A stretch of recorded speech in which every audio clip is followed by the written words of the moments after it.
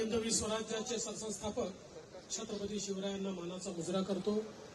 भारतीय राज्यघटनेचे शिल्पकार भारतरत्न डॉक्टर बाबासाहेब आंबेडकर यांना मानवंदना अर्पित करतो। आणि आज मधुकर आबा राळेभात यांच्या प्रवेशाच्या निमित्ताने मंचावर उपस्थित असलेले महाराष्ट्र भारतीय जनता पक्षाचे सन्माननीय अध्यक्ष चंद्रशेखर बावनकुळेजी, आमचे मंत्रिमंडळातील सहकारी आणि नगर जिल्ह्याचे ज्येष्ठ नेते राधाकृष्ण विखे पाटीलजी, माझे सहकारी माजी मंत्री विधान परिषदेचे आमदार रामभाऊ शिंदेजी, अतुल भातखळकरजी, या ठिकाणी आबांसोबत आलेले सर्व पदाधिकारी आणि उपस्थित सर्व भगिनी आणि बंधूंनो, प्रेसच्या मित्रांनो, आज ही अतिशय आनंदाची गोष्ट आहे की कर्जत जामखेडमधून या ठिकाणी शरद पवार साहेबांच्या राष्ट्रवादीचे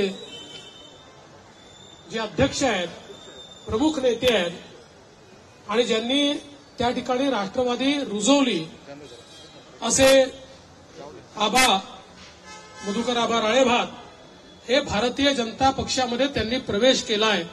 आणि म्हणून मी त्यांचं मनापासून स्वागत करतो आणि आपल्या सोबत जे ज्यांनी प्रवेश केलाय त्या सर्वांचं स्वागत करतो।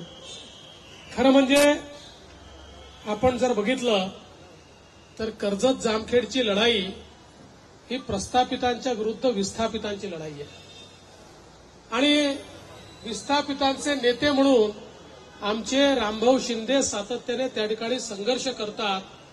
आणि आज या सुरेश अण्णा धस या ठिकाणी आलेले आहेत, त्यांचे आपण टाळ्या वाजवून स्वागत करूया।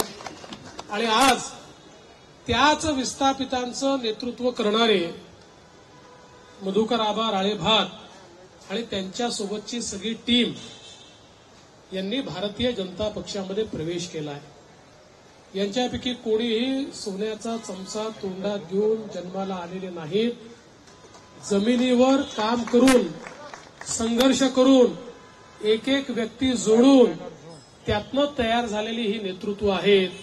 आणि आता मला विश्वास आहे, एकीकडे रामभाऊ आणि भारतीय जनता पक्षाची टीम आणि आता आलेली टीम, या दोन टीममुळे या मतदारसंघामध्ये भारतीय जनता पक्षाची ताकद ही अत्यंत मोठ्या प्रमाणात वाढली आहे। आज या ठिकाणी सन्माननीय विखे पाटील साहेब आहेत, त्यांची ताकद, आमच्या सुरेश धस साहेबांची देखील कर्जत जामखेडमध्ये प्रेमी खूप आहेत, त्यामुळे त्यांची ताकद, अशी सगळी ताकद एकवटून आपल्याला ही विस्थापितांची लढाई या विधानसभेमध्ये निर्णायकी अशा प्रकारची लढाई निश्चितपणे लढावी लागेल। शेवटी सामान्य माणसाचं दुःख हे सामान्य माणसालाच समजतं, त्या दुःखावर फुंकर कशी मारली पाहिजे हेही सामान्यांनाच माहिती असतं। त्यामुळे आपल्यामध्ये वावरणारे अशा प्रकारचे जर आपले नेते असले तर खऱ्या अर्थानं मतदारसंघालाही न्याय मिळतो आणि मतदारसंघातल्या जनतेलाही न्याय मिळतो। आज आपण पाहतोय महाराष्ट्रामध्ये आपलं सरकार अत्यंत धडाडीनं निर्णय घेत आहे। एक एक निर्णय जर आपण बघितला तर तो निर्णय एक प्रकारे परिवर्तन करणार आहे। आज आपण पाहतो पाण्याच्या थेंबा थेंबा करता आपण सगळे संघर्ष करत असतो। कुकडीच्या संदर्भात इकडचे तिकडचे सगळे लोक एकमेकाशी संघर्ष करत असतात। पण मला सांगताना आनंद वाटतो की आता आपण पश्चिमी वाहिन्यांचं वाहून जाणारं 55 टीएमसी पाणी हे गोदावरीच्या खोऱ्यामध्ये आणण्याकरता कॅबिनेटची मान्यता दिली।